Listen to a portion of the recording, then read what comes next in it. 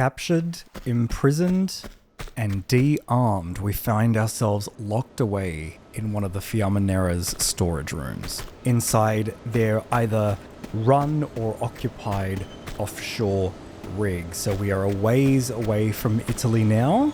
Let's get to work, firstly, getting out of our cell.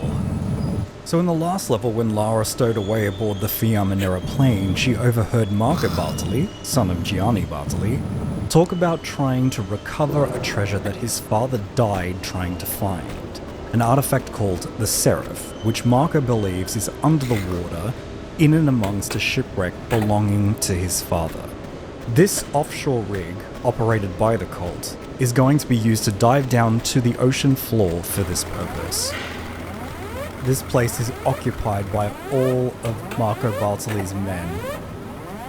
And if we stick around too long, they're going to come and shoot us. So we're going to take a bit of a risk here. Pop straight into the water. So there's the plane that they carried us here in. First thing I'll draw your attention to is this underwater lever here. Kind of a needle in a haystack in this giant body, eh?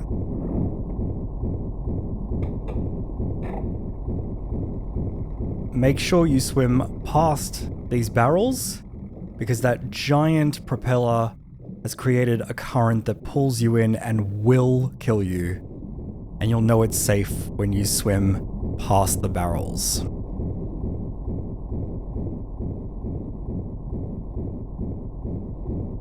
So we've got our work cut out for us now. We've got to get some kind of weaponry back in order to be able to even survive this facility.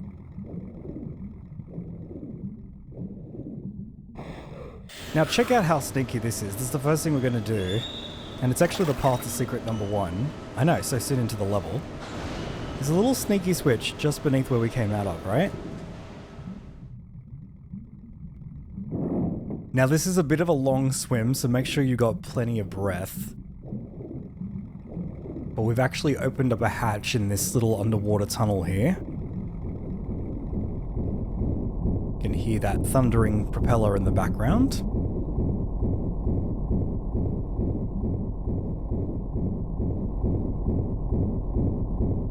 And that's secret number 1, the Jade Dragon. Very sneaky straight off the bat.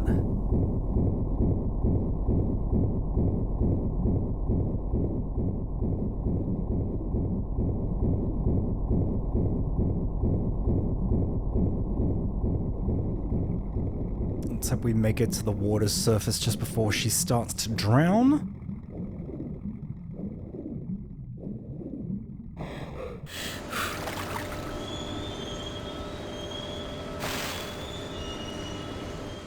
Alright, so back to the task at hand. Getting out of this place alive with Marco's men all over the place.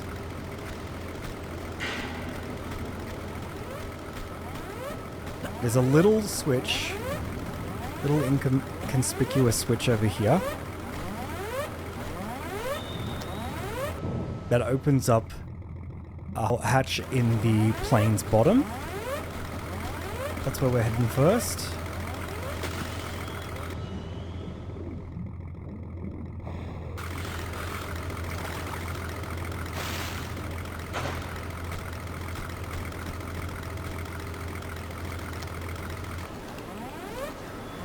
We've turned off those dangerous propellers.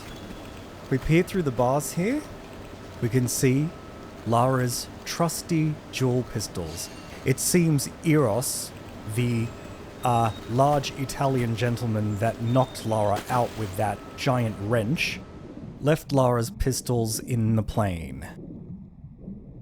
So whatever the Seraph does, it was important enough to make Gianni leave his son and family when Marco was a child on a whim to go and find it.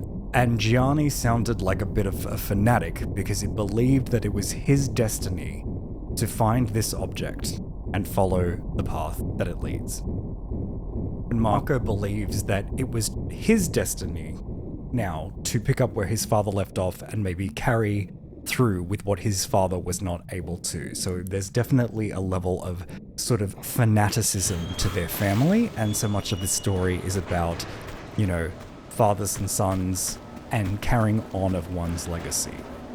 And of course, I'm going to stop and smell the roses and just have a look at the Remaster's work, just once we've settled this emergency alarm and we don't have all these men after us. So now we can actually hop onto this wing. I know it looks like we're going to bump into the propeller, but it's totally transparent, so don't worry about it.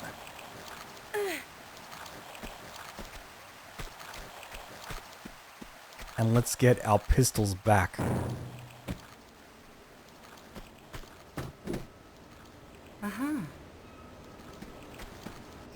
Okay, thank God, Lara is no longer naked. We have the pistols, and that's all we need now.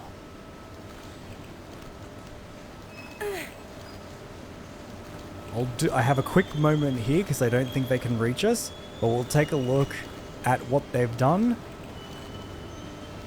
So they've kept it very, very similar. It's actually not that noticeable of a difference. I think the difference is mainly in the lighting and the skybox. Of course, the textures have been upgraded, and the water looking absolutely stunning, of course. But it's pretty damn on the money. Very nice. Well, let's get to the task of making the area safe for us. Getting rid of all of these gangsters.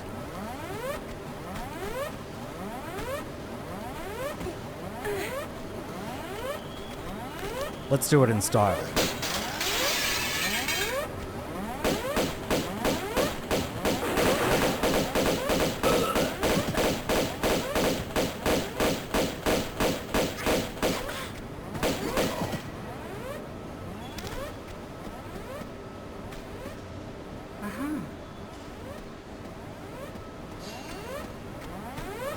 Thought I'd target the one with the machine gun first.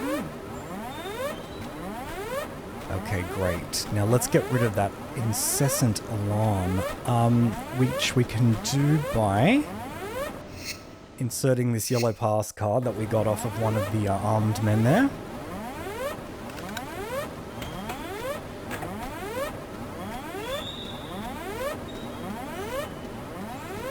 And flipping this switch here. Ah, some relative silence.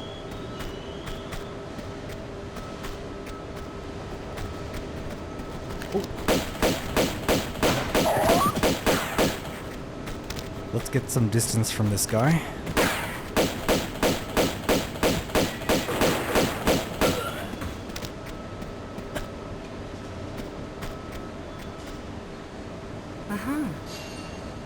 Okay, good.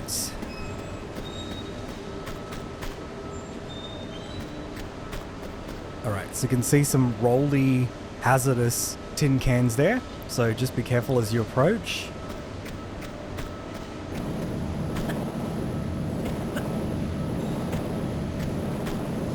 We don't want to get flattened as we make our jailbreak. Alright, so if we see over here, we're going to need a red pass key to get through this door. So we'll have to come back a bit later. So I think you can see in this level the difference between Tomb Raider 1 and 2, and I think I've said this in almost every video, but we're out of tombs, we're in very grimy industrial environments a lot of the time. It's very like human and urban.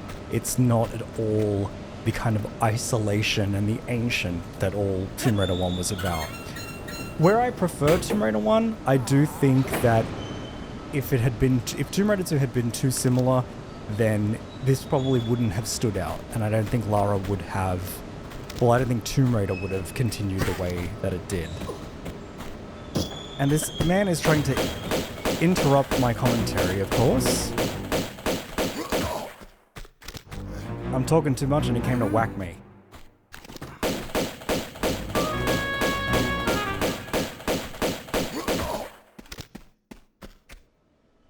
And of course the amount of combat and pickups as well. Alright. So, if we try to head up here, the door shuts on us, right? You can see there's definitely a path beyond. but for now we're stranded. So let's head into this. This is a new kind of looking door. Opened with a valve handle. I've always loved that room, but we'll get to it.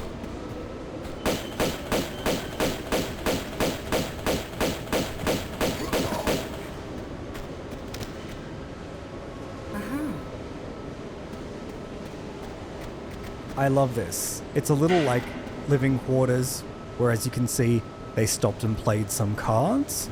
We'll grab some of the pickups, and you'll notice these little bundles of harpoons, which should give you a hint as to what kind of gun we might be getting a little bit later on.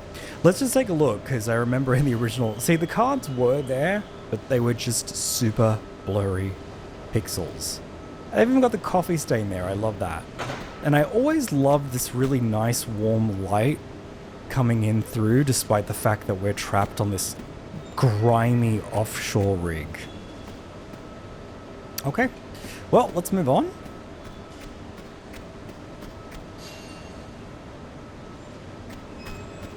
Okay, so we've got the bunk beds here. Very nice. I knew there were some goodies. I mean, they're slightly floating here, but that's all right. A pickup's a pickup. So here it is. This is our new armament. This will allow us to engage enemies under the water. So if you remember from Tomb Raider 1, no matter the crocs, no matter whatever was under the water, you never could shoot them. Well, now we can. So that's a relief. I'll draw your attention up there. It's a little easier to see in the original graphic, but there is a hatch right above there, right? That's where we're going to go. We just need to find the switch that activates it. And I do recall it's up on the second floor here, or the top bunk. You can see it there in the background. Fantastic. There were some pickups. Glad we got. Whoops.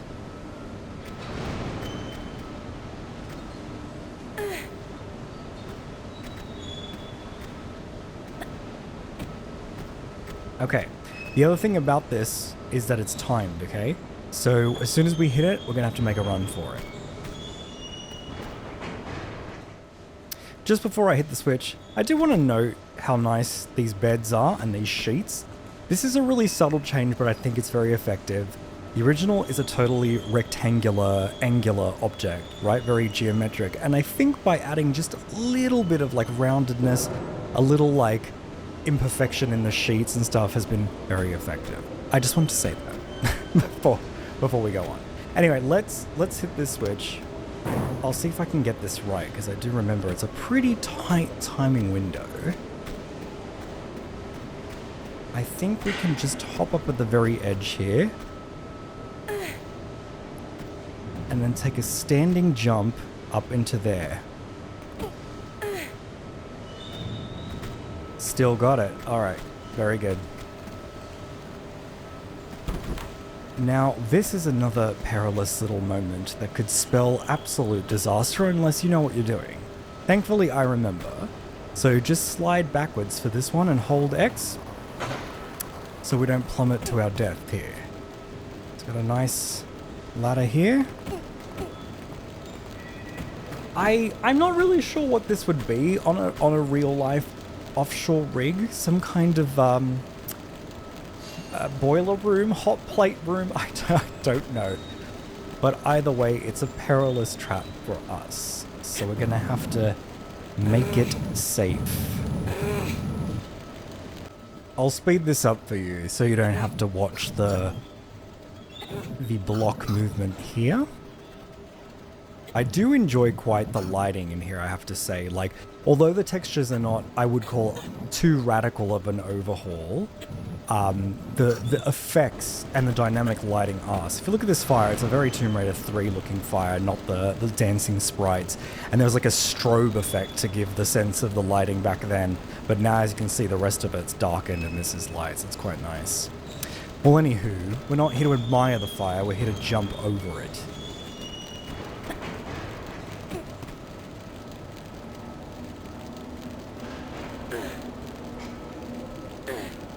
I always used to like a kid when her feet would perfectly align to the bars as well.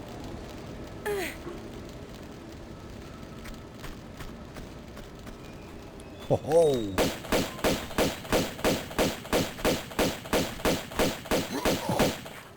At least we saw that one coming a mile away. Okay, so there's that red key card that we needed for that door to the left of the alarm switchy off switch. But before we do that, it's a pretty dead easy secret, this one, but this ladder will lead us to secret number 2.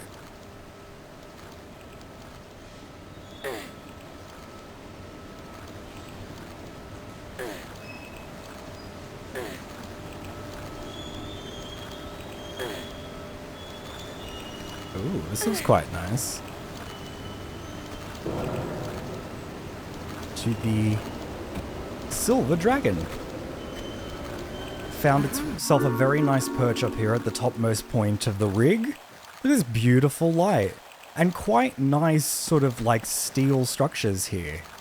Okay, a world away from the flatness of the original, but real nice. It's actually quite pleasant up here. For being a rundown steel monster.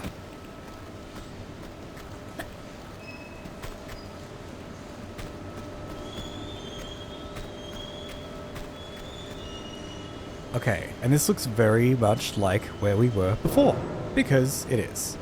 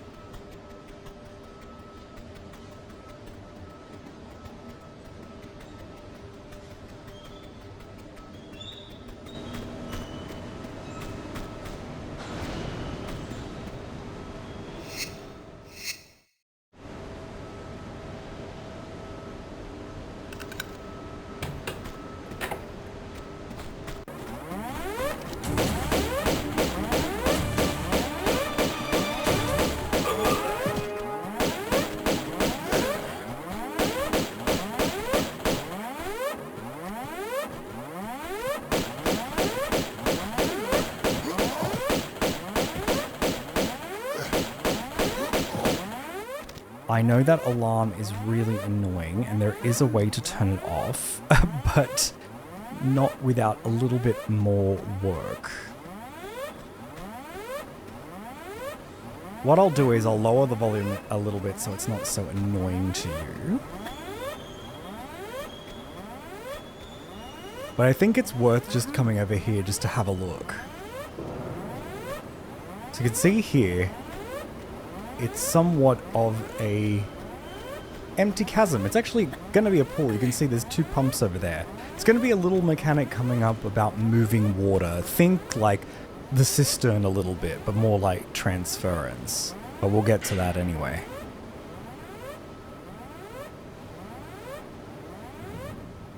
Our aim is going to be to get up into this little opening here just above. But for that, we're going to need a block. There is one over here.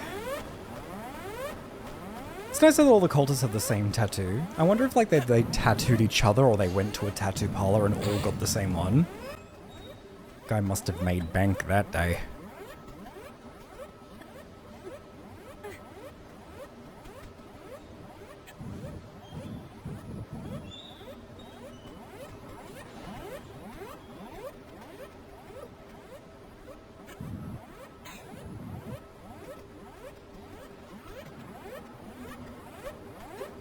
Okay, for this one we might need a running jump from this part. Okay. Alright, now this is one of those tricky Tomb Raider angles. It's not that tricky, you just gotta tell, you can just do a standing jump, you don't even have to grab.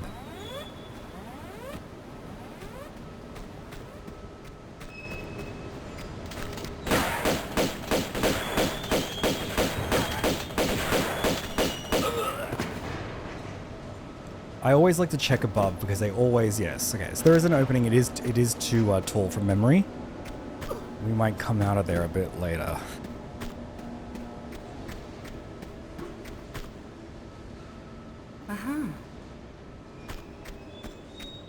Alright.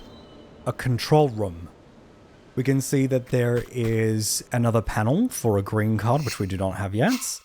And we've got a switch over there. I will take a moment just to have a look at these guys, because the original had kind of moving stuff as well. But look what a difference that is, huh? They've actually put in some, like, underwater nautical looking machines here and there, and like some scrambling text there. Very nice. Let's get moving though. Okay, so we've filled up that kind of pit full of water, meaning we can actually cross. Don't worry so much about this stuff yet. As I said, Tomb Raider 2 is still very linear, and you will see how the game tries to funnel you in a direction. When we get to Tomb Raider 3, that's when things start getting a little bit spicy.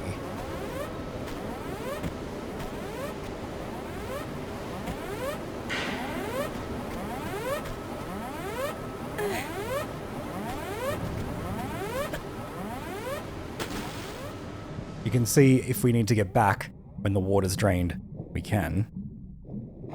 Although we'd never make that fall. Alright, so we've got some cool looking pumping machinery here. I'm so impressed by this particular panel as well. It all looks really three-dimensional, even though it's still quite flat.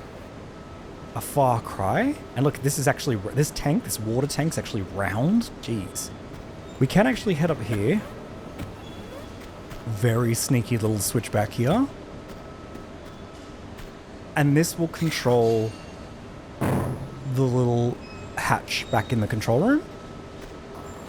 You can see that there is another pit. And you can kind of get a sense of what we're doing. We're flipping the water around. So I don't think there's a ladder even down into here, is there? Let's have a look. Nope. Okay. Cool. Alright, let's head back over to the hatch. I might just zoom us there. Alright, so let's get further inside.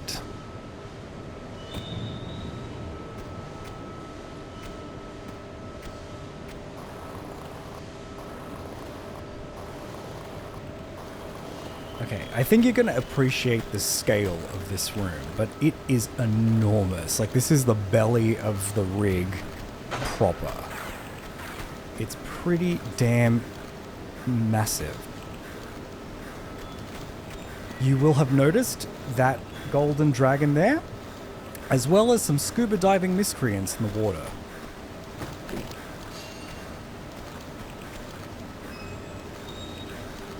This place is loaded with enemies. It's a little tricky to snipe them from here, so don't worry about them right now. Just do as I do. Let us stay in the upper ramparts of this this huge room.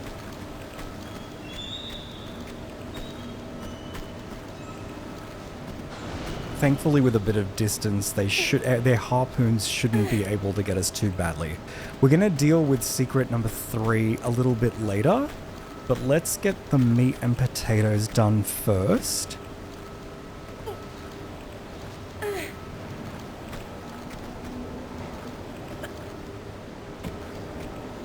Just watch as you're jumping here. Oh.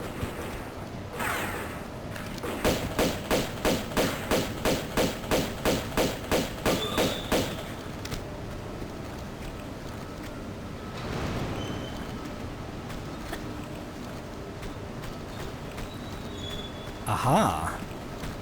A shotgun. Thank the Lord, we've got it back. Aha. Excellent. Just double check. I don't think there's anything here. No, that's just a means of getting back up. We'll deal with it a bit later.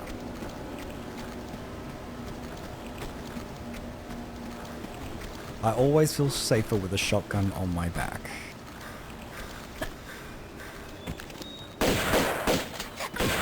How about a shotgun pointed right at this dude?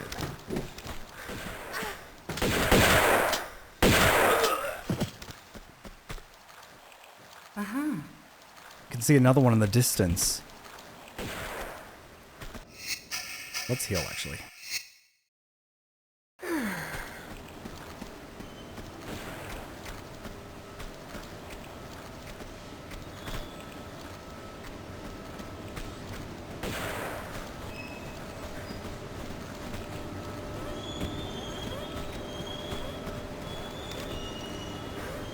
This is going to be a bit of a tricky jump. I would go all the way to the corner.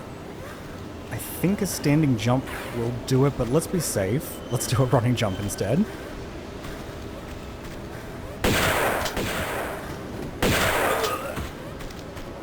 Since we're so high up and it's taken such a long time to get here. Cool. And over here is our prize. And another blaring alarm. It's a very noisy level, right? You could even hear all that sort of industrial clanging in the background the whole time. So these guys can be nasty. They do follow you around and they do harpoon you. So if you can snipe them from above, do that. Otherwise, we're going to have to go down there for the secret number 3 anyway. Let's get going.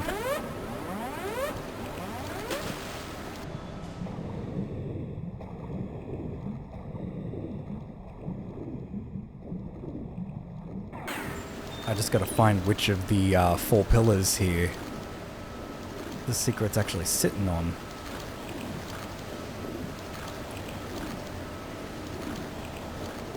That one.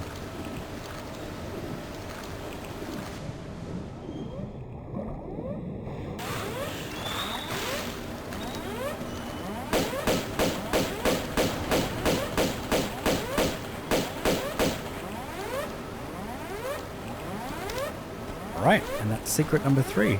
Again, pretty simple.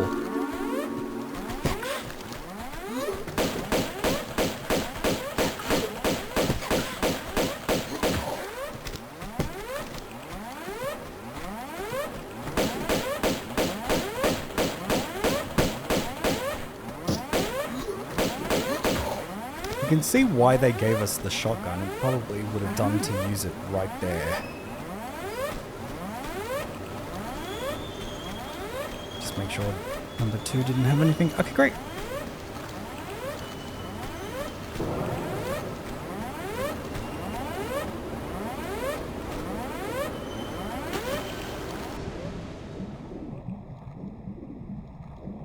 Alright, so to get back up, there is a ladder in the corner.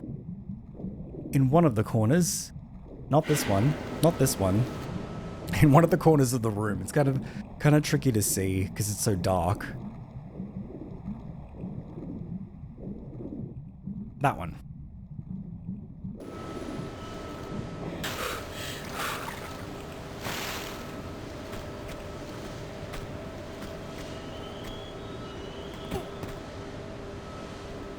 So now we basically have to head all the way back to the control room to use the green keycard that we just picked up. And there is a path, don't worry. Because we can't go the way we came in, which was that giant ramp.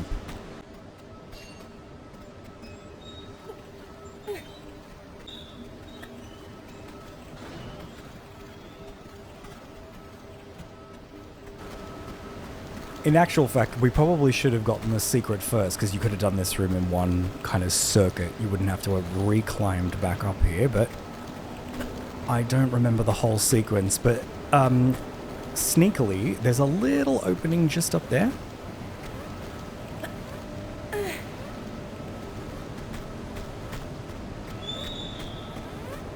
Which will take us all the way up.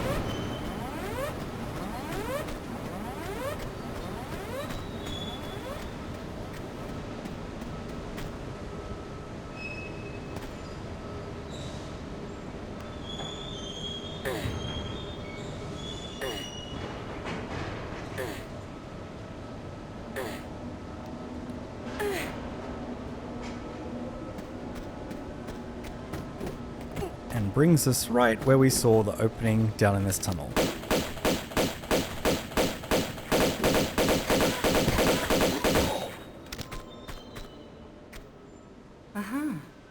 Thank God these guys are dropping medipacks like candy.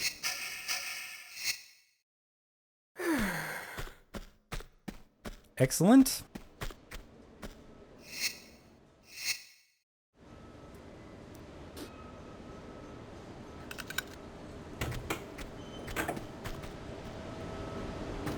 Alright, and you can guess what we're going to be doing now. And we're going to move the water from one side to the other. I guess you could say it's a pumping station. Pumping station. That's where we are. And that water will allow us to explore the rest of the level. So let's hop to it. I think we got all the pickups and kills as well, which is good. Which means there's little else left to do but to exit the level. So I hope you enjoyed that one. Nice little quick one, that one. And I will catch you as we explore further the Offshore Rig.